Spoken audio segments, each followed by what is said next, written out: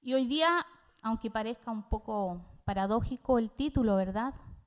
Por un lado tenemos un gigante, pero tiene una cualidad este gigante. Parece ser que no es tan poderoso. Tuvo sus momentos de debilidad. ¿Usted alguna vez se ha sentido débil? ¿Ha sentido angustia en el corazón? ¿Se ha sentido solo? ¿Ha sentido el desamparo? Bueno, este hombre sintió esto, lo sintió, pero el Señor se manifestó ante él, como esta noche quiere manifestarse aquí también. ¿Está su pueblo aquí? Amén, amén. Bien, vamos a hablar de este personaje. Los voy a llevar hoy día a recorrer un poquito el Antiguo Testamento. Permiso. A través de la historia bíblica nosotros tenemos una gran gama de personajes, hombres y mujeres de la fe, pero les diré que hay muy pocos de la talla espiritual de este hombre. Como hombre de oración fue un gigante, ahí estaba su fortaleza. Era un hombre que le gustaba estar en comunión, en contacto con el Padre a través de una conversación fluida con Él. Y a través de la oración Dios le permitió hacer muchos milagros, por ejemplo, para que usted vaya intentando ubicar a este personaje. Dentro de esas grandes hazañas espirituales que Dios le permitió hacer, fue resucitar a un niño, fue hacer llover después de 3 años y medio de sequía. También Dios le permitió consumir un holocausto allá en el Monte Carmelo. Es tan importante la historia de vida que fue escogido como Dios, escuche bien, como precursor del Mesías. Cuando este personaje es mencionado en el Nuevo Testamento, se nos dice que él ya había preparado el corazón del pueblo para anunciar a Cristo. Y es más, en algún momento acompañó a Cristo en otro monte, en el monte de la transfiguración. Fue una de las personas que no sufrió muerte, sino que Dios lo arrebató en un carro de fuego. Ya sabe quién es, ¿verdad?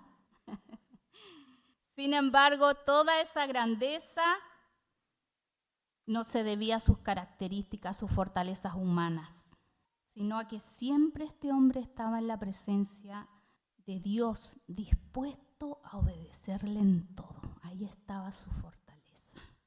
Tenía un corazón obediente. Sin embargo, hubo un momento en la vida de este hombre, como los hay y los ha habido mucho, también en nuestra vida, en que él decidió actuar por su propia cuenta y no tomar en cuenta a Dios. Y fue cuando sufrió una de las más terribles experiencias de debilidad. Fue a través de esta dolorosa experiencia, mis queridos hermanos, que él recibió grandes enseñanzas divinas, porque estas vinieron de parte de Dios, además de conocer de manera especial y enternecedora la maravillosa naturaleza de nuestro Dios. De esa experiencia vamos a hablar hoy. ¿Descubrió el personaje? ¿Quién es? Elías. Les invito entonces a abrir la palabra del Señor en el libro de Primera de Reyes, capítulo 19. Y vamos a ir leyendo a medida que vamos avanzando. ¿Sí? Tenga ahí abierto su Biblia y vamos a leer en Primera de Reyes, capítulo 19. Este es uno de los personajes de quienes se habla mucho, ¿ya? Y a mí me impacta porque yo le llamo a él un hombre de fuego, porque Dios lo usó poderosamente, ¿ya? Era así como dice que el Señor lo arrebató en un torbellino, así también tenía su carácter Moisés, Elías, perdón, ¿ya? Bien, ¿tiene abierta su Biblia? Ya, vamos a dar lectura a los primeros 4 versículos, del 1 al 4, ¿le parece? Ya, póngase de pie porque vamos a estar haciendo ejercicio. Ustedes saben que a mí siempre me gusta hacerlos moverse un poquito. Vamos a leer en el nombre del Señor. Acab dio a Jezabel la nueva de todo lo que Elías había hecho y de cómo había matado a espada a todos los profetas. Entonces envió Jezabel a Elías un mensajero diciendo: así me hagan los dioses y aún me añadan, si mañana a esta hora yo no he puesto tu persona como la de uno de ellos. Viendo pues el peligro, se levantó y se fue para salvar su vida. Y vino a Berseba, que está en Judá, y dejó allí a su criado. Y él se fue por el desierto un día de camino, y vino y se sentó debajo de un enebro, y deseando morirse dijo: basta ya, oh Jehová, quítame la vida, pues no soy yo mejor que mis padres. Amén. Leamos, hemos leído, ahora vamos a pedir al Señor. Hemos orado, hemos cantado. El Dios de la palabra viva, que pueda hablarnos hoy día también y que nosotros podamos escuchar la voz del Señor. Amado Dios y Padre, una vez más te exaltamos, te agradecemos porque tú eres alto sobre todo nombre, Señor, y tú habitas en medio de tu pueblo y sobre todo, Señor, cuando nosotros nos humillamos, cuando nosotros te buscamos de veras, Señor, con todo el entendimiento y el corazón. Ayúdanos, Señor, despeja nuestra mente, Señor, desconéctanos de toda preocupación que quiera robarnos, Señor, la bendición que tú tienes preparada para cada uno de nosotros. Señor, bendícenos, que tu Santo Espíritu una vez más unja mis labios y tú seas la voz, Señor, que tu pueblo escuche. Gracias te damos, oh Dios. Bendícenos, Señor, lo pedimos en el único y poderoso nombre de Jesús. Amén. Amén. Asiento, mis hermanos. La profunda depresión de Elías podemos ver retratada en estos primeros 4 versículos. Un hombre valiente. No era cualquier profeta Elías, ¿sabe? Cuando había en Israel un tiempo de mucha actividad religiosa, nótese, religiosa, pero poca espiritualidad viva que realmente adoraba a Dios. Estaba lleno este sector norte de Israel de idolatría. El pueblo había ido detrás de lo material y había dejado lo espiritual. No es historia nueva, ¿verdad? ¿Cuántas veces nos pasa a nosotros que nos despreocupamos? Que perdemos el foco, perdemos la mirada. Y entonces Dios levanta a este hombre, un hombre valiente, pero ¿cómo lo vemos retratado aquí en este pasaje? Experimentando la derrota. Cuando nosotros leemos desde el capítulo 17 hasta el capítulo 2 de Segunda de Reyes, vemos un montón de hazañas que hizo este hombre, cómo Dios le había dado la victoria. Era un poderoso gigante en las manos del Señor. Pero aquí no. El valor de Elías se había transformado en miedo. ¿En cuántas ocasiones nosotros el Señor nos ha llevado a la cumbre? Nos ha dado victoria sobre alguna situación, sobre alguna enfermedad, sobre alguna preocupación que no nos deja dormir en la noche, que nos atormenta. Nos ha dado victoria el Señor, pero después al otro día, ¿qué pasa? O a la semana siguiente, nos sentimos derrotados nuevamente, nos sentimos sin fuerzas. Aquel que fue capaz de enfrentarse, ¿a quién? Al rey Acab y a Jezabel, su esposa. Ellos fueron un matrimonio de los más malvados y perversos que usted puede conocer. Llegaron al trono no de buena manera, asesinaron y se instalaron en el trono. Y el pueblo calladito. El pueblo estaba feliz porque sus reyes habían hecho alianza política y ahora habían ofrecimiento de que iban a haber grandes microemprendimientos, iba a haber una mejora salarial, iban a haber mejores construcciones y todo eso que se nos ofrece, ¿verdad? Que vienen tiempos mejores. No estoy haciendo política, no soy política. Pero No vinieron los tiempos mejores. Espiritualmente fue un tiempo de decadencia, de juicio para Israel. Un tiempo no solo de sequía física, la naturaleza se secó, los arroyos se secaron, sino que también de decadencia espiritual. Habían caído en el ritualismo. ¿Usted sabe lo que es un ritual? Algo que usted lo hace de la misma forma sucesivamente, pero que no tiene sabor, no tiene significado. Bien dijo el Señor en un momento, este pueblo de labios me honra, pero su corazón está lejos. Otros son sus pensamientos, otras son sus preocupaciones. No son sus preocupaciones las mías, dice el Señor. Y este profeta, después de matar a 450 profetas falsos de Baal, que era la religión que imperaba en aquel tiempo, el dios del trueno, el dios del rayo, el dios de la fertilidad, no podía hacer nada frente al Dios Todopoderoso, al Shaddai. ¿Qué pudo hacer? Solo hay un Dios verdadero, único, regente y que gobierna toda la tierra, esa tierra que usted pisa, ese aire que usted respira. Ese es el Señor Dios de Israel, el verdadero Dios. Pero Elías le temió.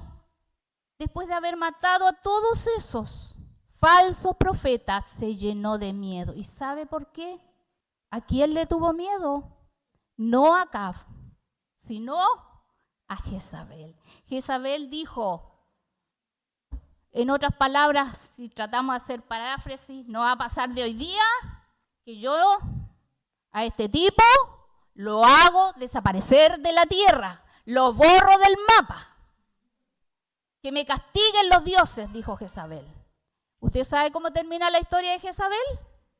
Con una de las últimas profecías de Elías. Terrible su muerte. No la voy a mencionar. Búsquela en la Biblia. Ahí está, en Reyes. ¿Qué fue lo que produjo este cambio de conducta en este hombre de Dios? Mire qué interesante, es famoso Elías. El profeta o el apóstol Santiago nos dice, y aquí hay una respuesta interesante.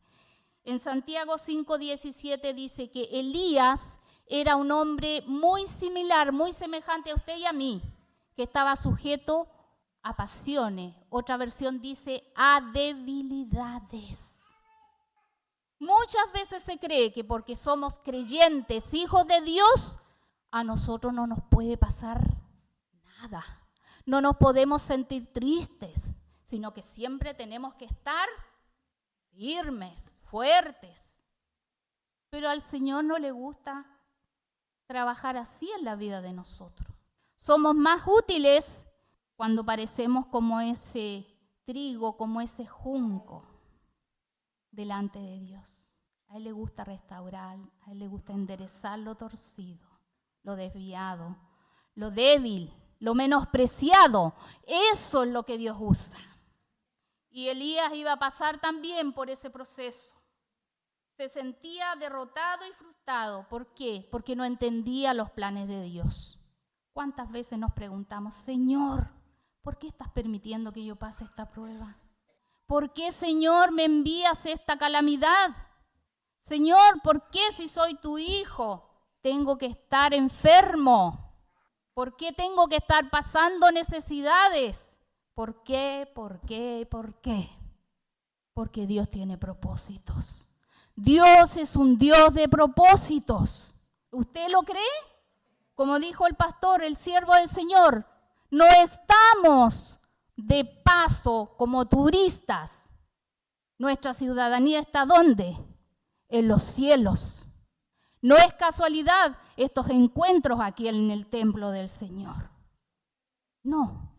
Dios puso esa inquietud. De alguna manera usted llegó porque el Señor quiere hablarle. ¿Qué tipo de miedo fue el que experimentó Elías? La respuesta nos da el texto 2. Miedo que hoy día está llenando este mundo. Temor a perder la vida. Y Jesús nos dice en Juan una tremenda promesa.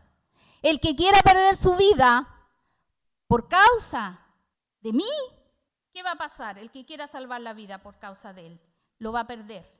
Pero el que pierda su vida por causa de él, la va a hallar.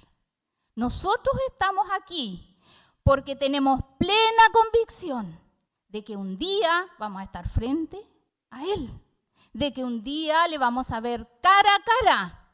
Amén. Y que ya no vamos a necesitar predicar, porque ya vamos a estar en la presencia de él. Por primera vez dijimos que Elías, este fortachón, este gigante héroe de la fe, se sintió débil con miedo y su debilidad radicó en que actuó sin escuchar a Dios. Él siempre esperaba que Dios le dijera qué tenía que hacer ante una situación difícil. Y ahora, en vez de esperar, cuando escucha el mensaje de Jezabel, ¿qué dice? Me voy. Y qué interesante cuando vemos en el texto. Él estaba en la parte sur de Israel, en la parte de arriba, digámoslo así. Tratemos de imaginar el mapa de Palestina. Y me va a creer que se fue al otro extremo, cerca de Egipto, queriendo huir de esas amenazas. Lo que hace el miedo, ¿no? Nos perturba, nos hace perder el juicio, nos hace perder seguridad, nos hace perder la confianza, empezamos a llenarnos de dudas. Y qué terrible cuando nos dejamos dominar por los sentimientos. ¿Sabe usted qué dicen los psicólogos? Que muchas cosas que nosotros imaginamos no suceden, pero nos entorpecen, nos dañan, nos deterioran espiritualmente, mental, física y psicológicamente. ¿Y sabe quién es el engañador? Usted sabe quién es, ¿verdad? ¿Quién siembra la mentira, la duda y el temor? ¿El Señor? No. El enemigo en ese entonces de Elías fue Jezabel, una mujer. Pero nuestro enemigo tiene nombre, ¿verdad? ¿Quién es el enemigo de nuestras almas? Dígalo, no tenga miedo. Satanás, ese ángel caído que quiere imitar todo del Señor y nada le resulta. Imitación. Pero Dios es el Dios verdadero. De él nadie se burla. Aunque Elías no entendía en ese momento la situación, Dios es un Dios que obra con propósito. Nosotros no podemos ver, nuestros ojos espirituales muchas veces están cegados, limitados, pero los ojos del Señor, Él todo lo ve porque es espíritu. ¿Amén? Es espíritu. Ahí vemos a nuestro súper poderoso gigante Elías huyendo. Pero en vez de escuchar la guía, ahora era escuche bien, fugitivo. ¿Y dónde se fue? Se fue a refugiar este hombre. Se fue a refugiar en un lugar bien oscuro, aislado. Yo no sé si usted alguna vez ha pasado por un periodo de depresión, de angustia, que se siente solo, que ve todo negro, que parece que no hay salida, no hay nada. Si a usted no le ha pasado, que levante la mano aquí, como dijo alguien, que levante la mano el que no le ha pasado nunca.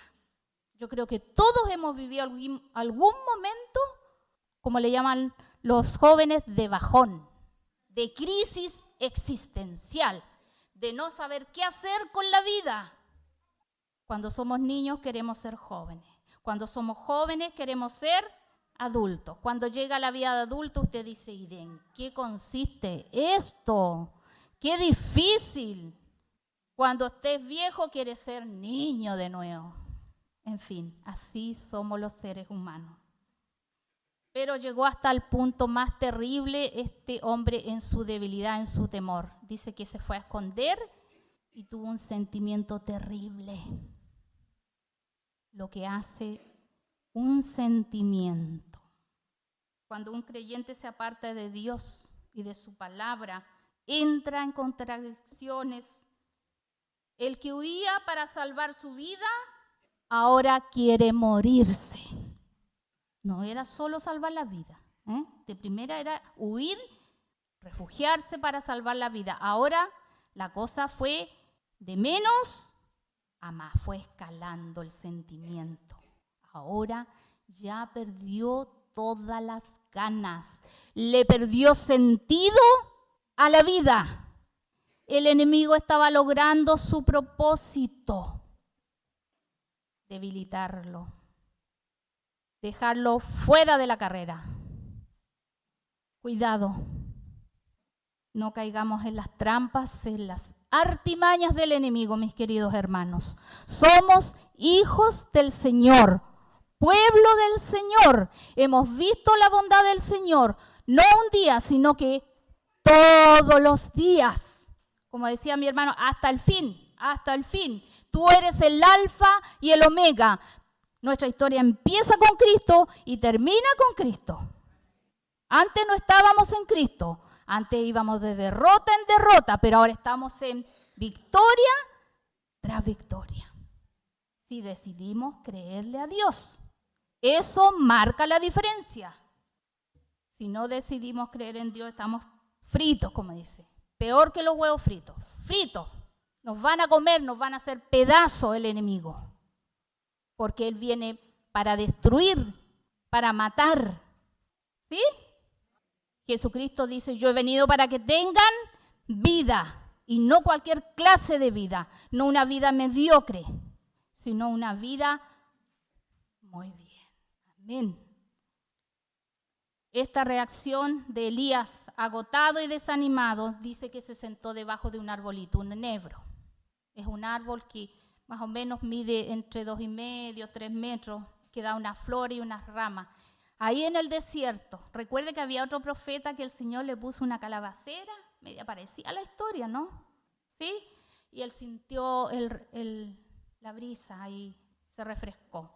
Pero ahí él primero huía para escapar, ahora quería morirse.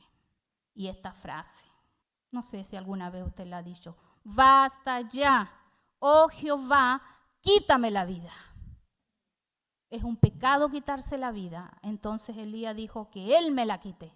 No me la puedo quitar, pero que Él me quite la vida, que me borre del mapa de una vez. Que no quiero seguir sufriendo más. No quiero ser uno más en la lista de esos profetas que esta mujer mandó a matar. El miedo.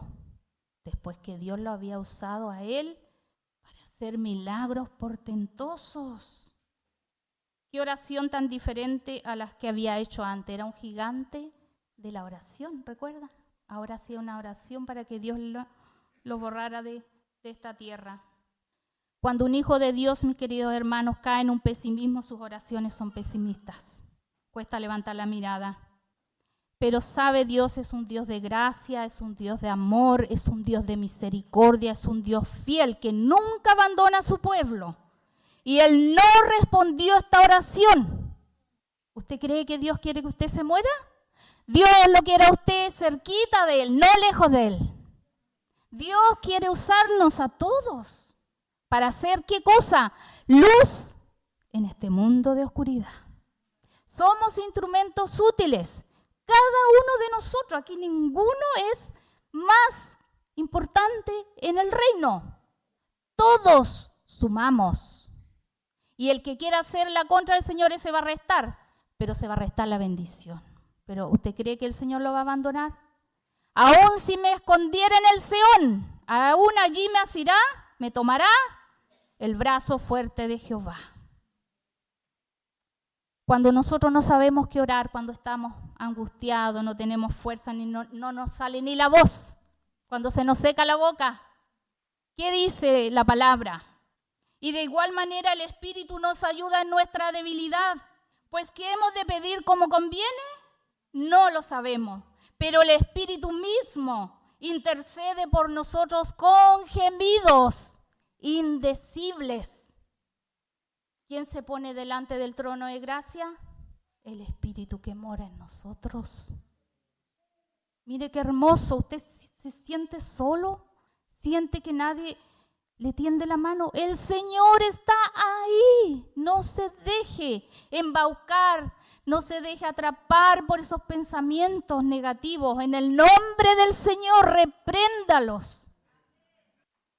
¿Cuántos lamentos y oraciones hechas en momentos de profunda depresión hemos realizado? Todo, si no casi todo. ¿Se imagina que el Señor nos hubiese contestado? Hubieran sido nuestra destrucción. Gracias a Dios, Él nos las contestó. Él las pasó por alto. La intervención consoladora de Dios. Vamos a leer del 5 al 8. Ayúdeme a leer desde el 5 al 8. ¿Qué nos dice? Leamos todos juntos. Y echándose debajo del enebro se quedó dormido, y he aquí luego un ángel le tocó y le dijo: levántate, come. Entonces él miró, y he aquí a su cabecera una torta cocida sobre las ascuas y una vasija de agua, y comió y bebió y volvió a dormirse.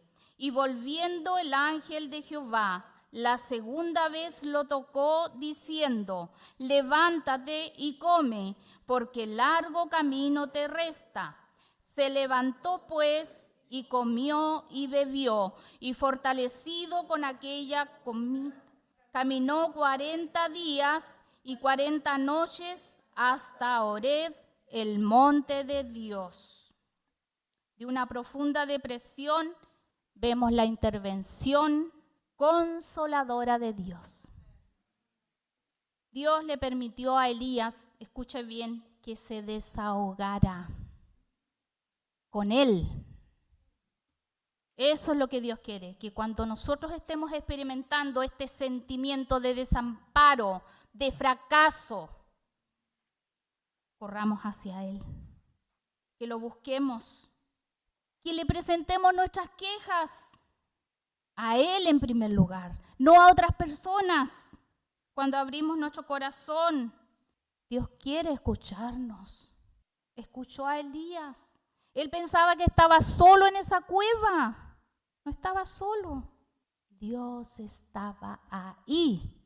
Dios está aquí. Dios está con usted, hermano. Joven. Es increíble cómo un joven puede desear no existir cuando le resta tanto, ¿verdad? Cuando la vida al lado de Dios es hermosa. No es fácil, pero el Señor nos puede ayudar, ¿o no? El Señor no nos desampara. Preciosas promesas nos dicen: yo no te dejaré, yo no te desampararé. No temas. ¿Cuántos no temas tenemos en la palabra? ¿Por qué cree usted que hay tantos no temas? Porque nuestra naturaleza humana es cobarde. Todo lo que nosotros hacemos es por gracia de Dios. Dios le dio un sueño reparador y le alimentó físicamente de manera sobrenatural. Mire la terapia del Señor, la terapia divina. Él estaba quejándose, lloró, le dijo: ya no quiero vivir, Señor, quítame la vida, ¿no? Y el Señor, ¿qué hace? Viene en una teofanía, viene en la persona de un ángel. Usted sabe que no podemos ver a Dios cara a cara, ¿verdad? Entonces Él se manifestaba de diferentes maneras. ¿Y qué hace este ángel? Lo despierta. Mire que cuando estamos en depresión no queremos salir de la sábana. Nunca fue tan rica la cama que cuando estamos con depresión. No queremos ver el sol, ¿sabe? Queremos estar en oscuridad, porque así se siente el alma, vacía, sola. Pero viene el Señor, nos habla. Hay veces, mis queridos hermanos, que ayunar y velar en oración es muy necesario para nuestra vida espiritual. El Señor nos apremia a hacerlo. Pero cuando estamos agotados y totalmente hundidos, el descanso, escuche bien, es bíblico, aquí está, el descanso y el alimento del cuerpo son necesarios para nuestro espíritu. Juan 21, 12, 13. Se me vino mientras estudiaba este hermoso cuadro, cuando los discípulos del Señor estaban tan desanimados, porque habían creído que su esperanza se había diluido, El Señor había sido crucificado en el monte Calvario. Y ellos pensaron que hasta ahí llegaba todo. No, recién empezaba la historia con Cristo. ¿Y el Señor qué hace para animar a estos pescadores? Qué lindo nuestro Dios. Les mandó una bandeja de desayuno para animarlos, con una tarjetita y con un mensaje, con una canción cristiana. ¿Sí? Dios te bendiga, eres bello, eres hermosa, eres importante, eres lindo para Dios, tu vida vale. ¿Sí? En el hueco de mi mano, dice el Señor, tú eres la niña de mis ojos. Usted es importante, créaselo. No porque se lo digo yo, porque Dios lo dice. Y Dios no miente. Jesús le prepara el desayuno, pescado y pan fresco, para animarlos, para subirle el ánimo. Dios le llevó, después de eso, le hizo hacer un viajecito a Elías. ¿Sabe que Elías era muy atlético? Cuando uno estudia la palabra, uno se va recordando de algunos hechos. ¿A quién le gusta correr aquí? Tengo un vecino, hace pocos días que hablé con él, tiene 84 años. Él me dice que se va como 3 veces a la semana a Penco a correr. 84 años. Yo ando con un dolor de rodillas, estoy con terapia en el kinesiólogo. Dios me ayude. Él 84 años, más recto que yo. Y Elías era uno que le gustaba correr. Corría por las cosas del Señor. Pero el Señor le dice aquí, levántate, come, bebe, y fortalecido con aquella comida, caminó desde el arbolito el enebro hasta el monte Horeb, que también se llama la montaña de Dios o Sinaí. Un monte especial, una montaña especial. ¿Usted sabe por qué era tan importante esta montaña? Porque ahí Dios se revelaba como el gran yo soy. ¿A quién se le reveló? A Moisés. No le mostró su rostro, pero le permitió ver su espalda. ¿Dónde estaba escondido Moisés? Recuérdelo, en una cueva. Dicen los comentaristas que el viaje desde el sur al norte eran 805 kilómetros. ¡Wow! Yo no me manejo mucho en kilómetros, pero creo que a Santiago hay como 900 y algo, ¿verdad? O 500. Eran 800, imagínense todo lo que este hombre tuvo que caminar y correr y llegó hasta allá. Hizo este viaje. Pero en este viaje Dios le iba a revelar algo importante a Elías. Cuando se encuentren desanimados, mis queridos hermanos, en sus casitas, recuerde una cosa, que Él lo va a animar. Mejor es un día en tus atrios que 1000 fuera de ellos. Acá es donde tenemos que estar, aunque lleguemos con la pierna más o menos, aquí tenemos que estar, porque aquí está la bendición. Amén. Amén. Podemos llegar cojeando y por la gloria de Dios salimos con el pie firme. Amén. Amén. La enseñanza poderosa que Dios le dio. ¿Qué pasó ahí en esa montaña? Mire, interesante el relato. Dice que él estaba en la otra montaña. Donde Dios le dio la victoria fue un monte, el monte Carmelo. Dicen los comentaristas que los griegos le llamaban la montaña del dios Zeus. Y los cananeos que adoraban a Baal decían, ahí habita Baal, el dios del trueno, el dios de la lluvia, y Acera, la diosa de la fertilidad. Pero Dios le demostró que son ídolos, dioses que no valen nada, que no pueden hacer nada. Solo Dios puede hacer algo por levantarnos de ese lugar, de esa posición, de esa situación en la que estamos y nadie más. No hay medicamento, ayuda. No hay terapia, ayuda. Pero ¿quién sana de adentro? Perfectamente la operación espiritual, ¿quién la hace? Dios. Leamos del 9 al 15, ya vamos avanzando, llegando a la última etapa del monte. Vamos a ver qué pasó en este escondrijo, qué pasó con el fugitivo, qué pasó con el que quería morirse. Versículo 9 al 15 dice, y allí se metió en una cueva donde pasó la noche y vino a él palabra de Jehová, el cual le dijo, ¿qué haces aquí, Elías? Ponga su nombre. ¿Qué haces aquí, Elías? Él respondió, he sentido un vivo celo por Jehová, Dios de los ejércitos, porque los hijos de Israel han dejado tu pacto, han derribado tus altares y han matado a espada a tus profetas, y solo yo he quedado, y me buscan para quitarme la vida. Él le dijo: sal fuera y ponte en el monte delante de Jehová. Y he aquí Jehová que pasaba, y un grande y poderoso viento que rompía los montes y quebraba las peñas delante de Jehová. Pero Jehová no estaba en el viento. Y tras el viento un terremoto, pero Jehová no estaba en el terremoto. Y tras el terremoto un fuego, pero Jehová no estaba en el fuego. Y tras el fuego un silbo apacible y delicado. Y cuando lo oyó Elías, cubrió su rostro con su manto y saltó y se puso a la puerta de la cueva. Y aquí vino a él una voz diciendo: ¿qué haces aquí, Elías?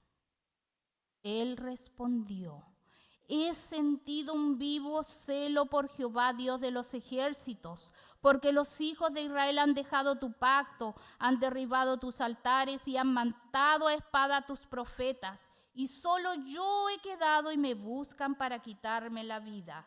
Y le dijo Jehová: ve y vuélvete por tu camino, por el desierto de Damasco, y llegarás y ungirás a Hazael por rey de Siria.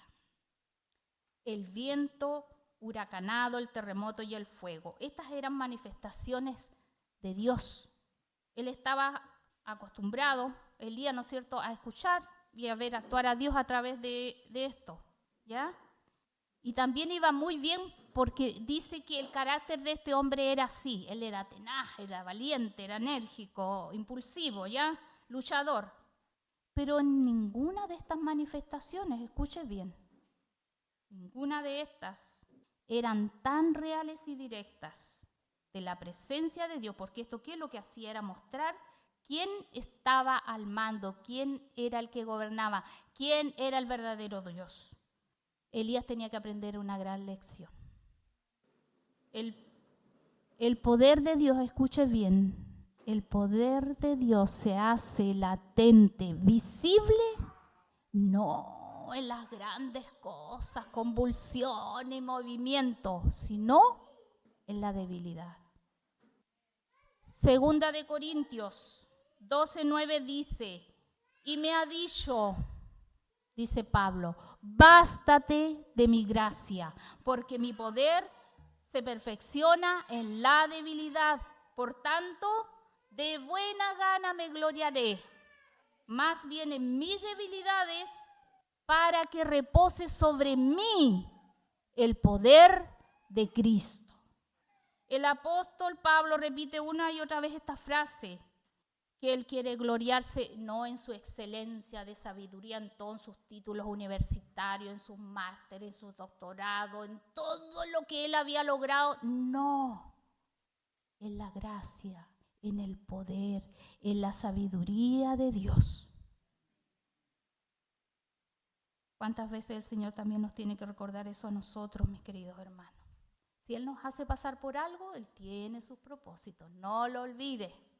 Quiere perfeccionar nuestra fe, ¿sí?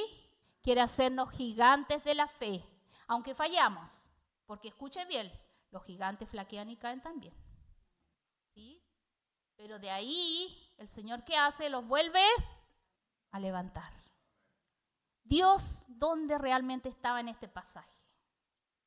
A veces uno dice, no, es que el Señor ya no está, no lo escucho. Oh, ¿dónde está el Señor? Se fue. Está con los otros hermanos, con la otra iglesia, no está aquí. No, el Señor está, no se ha ido nunca. Él no nos abandona. Él no te abandona. Aún en la desesperación, Él está. En estas terribles experiencias, ¿dónde se revela? Se revela con un silbo apacible.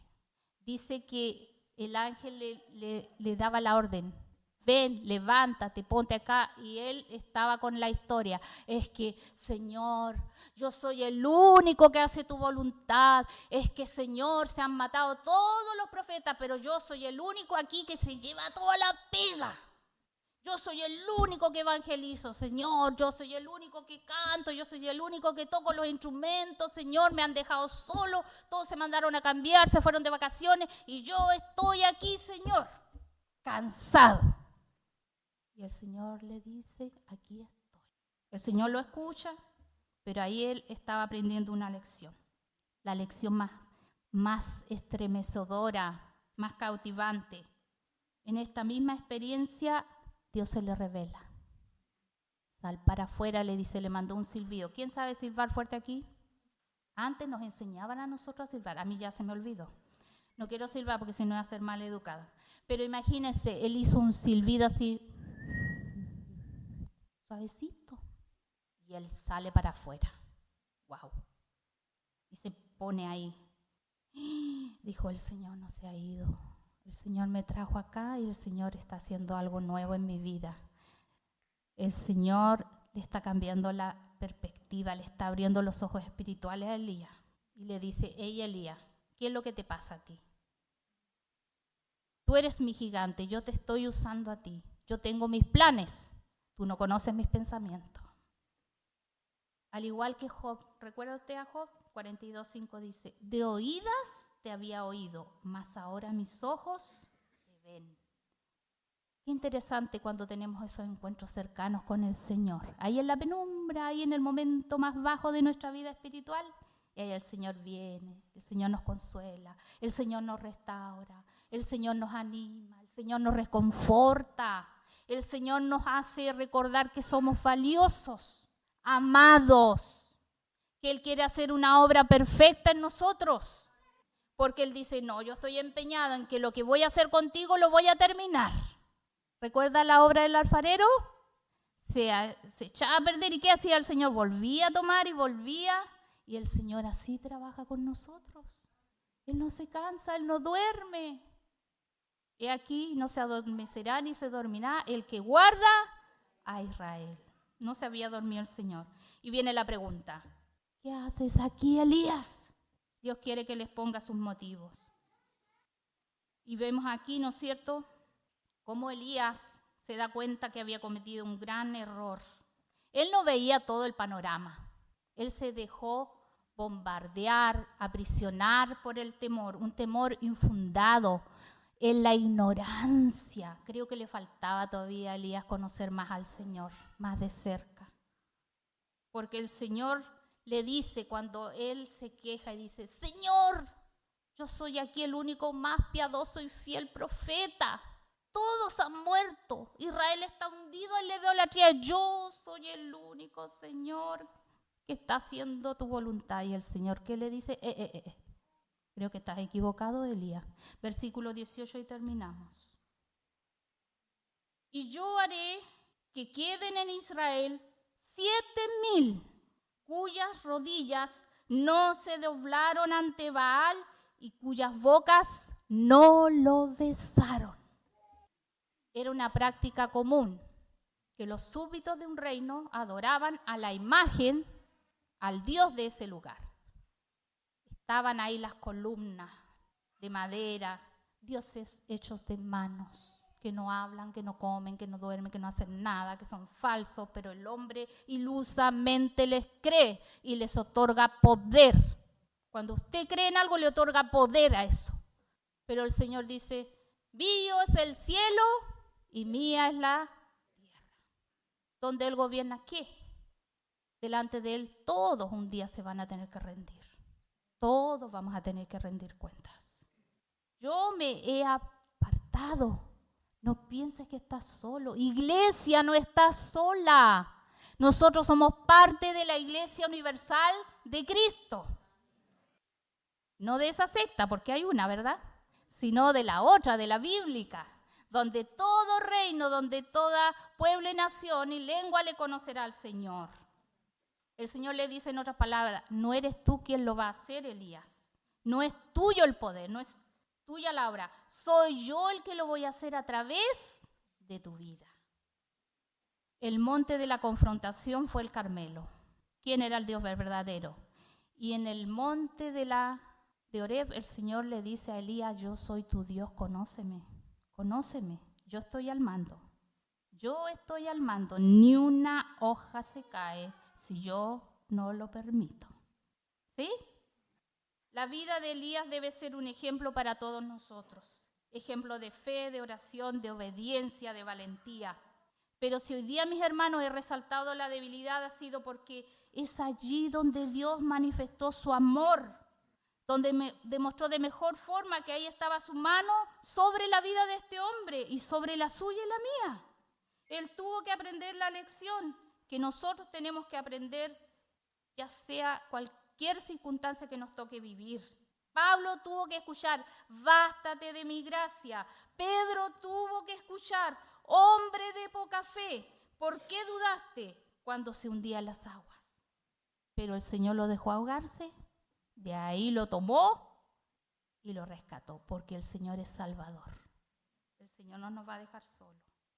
En 1 Corintios 10, 11, 13 se nos resume claramente esta enseñanza. Y estas cosas les acontecieron como ejemplo y están escritas para amonestarnos a nosotros.